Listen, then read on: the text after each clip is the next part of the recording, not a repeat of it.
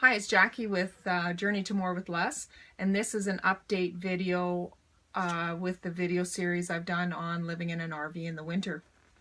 So my husband and I moved from 2,200 square foot home into a 356 square foot RV. We did this so that we could experiment with tiny living to see if it was possible, to see if we would kill each other, and to work out some kinks, because our ultimate goal is to build a tiny home on wheels. I'm going to address that because a lot of people have said, well, why not just live in the RV? Well, the problem with the RV in our climate, in a Canadian climate, is even if they say they're a winterized unit, I don't really buy that. We are in a four-season, maybe not the highest end of a winterized unit, but we found gaps in the insulation which shouldn't have been there anyways, because you need the insulation for the summer heat as well. So there was some frustration there, because if we build something, we're going to build it properly. The other thing is, I don't like living in all the plastic. And so building a tiny home, we would build one with proper or nice wood, cedar, oak, natural woods, and it'd be more eco-friendly. Plus we would, build it, it would be more stable, so when you knock on the walls, they're not hollow, and it would just have a more homey feel. We were able to do this because in the 2,200 square foot home, there was 5 of us. My children are all adults now, so it was easy for my husband and I to transition into this. Regarding, people have asked, were we cold? Well, no, we weren't cold, because when you turn the furnace on or your electric, fans or whatever, it only takes a small amount of time and you're heated up, maybe 5-10 minutes from quite cold. Whereas in the house, over 2,000 square feet, you're taking quite a while to heat that up. In our tiny home that we want to build, we do want to put in a wood-burning fireplace, and that is totally possible. So that's what we are planning to do. Regarding cost, it was we used propane and electric.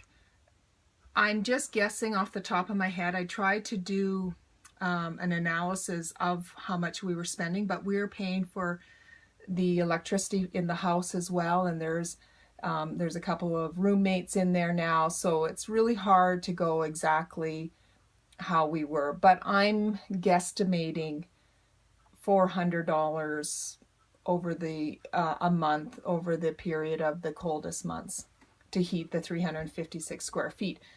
And the goal is building our own properly with the insulation and using some wood to heat it. Get that down to just whatever your lights and if you turn on the microwave. Had people say to me, well, I couldn't live with my spouse in that small space. We were totally fine. We have a little office. We both have home businesses, so we had to share that space a little bit, but it was workable. I mean, things can be done when you need to do them. So would I build our office space a little different in the tiny home?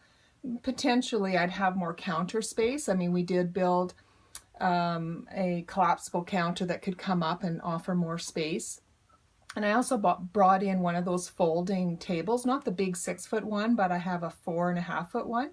So when I was doing projects like scrapbooking over the cold winter nights, sometimes I'd lay it out all my scrapbooking, and it would sit out in the living room for a few days while I did scrapbooking. So that really worked well, and then that can be stored in the front. We do have a door on our bedroom, and so if I wanted to watch something different on TV or go and read, I could do that easily in the bedroom and shut the door, or vice versa, and have my own space. But we both work outside the home during the day, and we're here in the evening, so it worked out for us.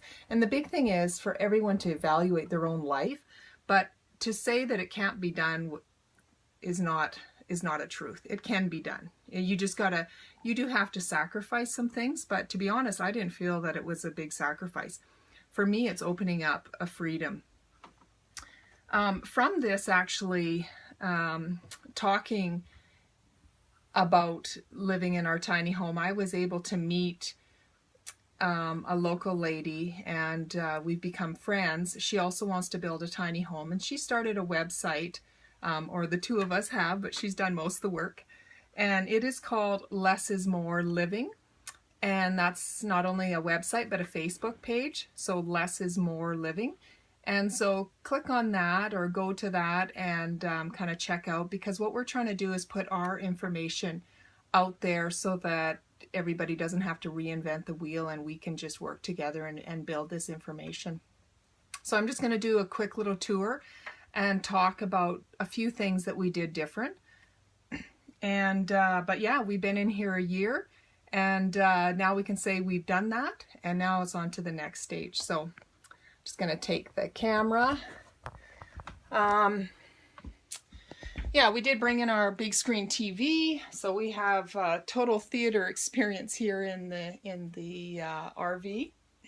Found this little bench here. I'm going to just point down to it, and it opens up, and I've got all my business papers in there, that sort of thing.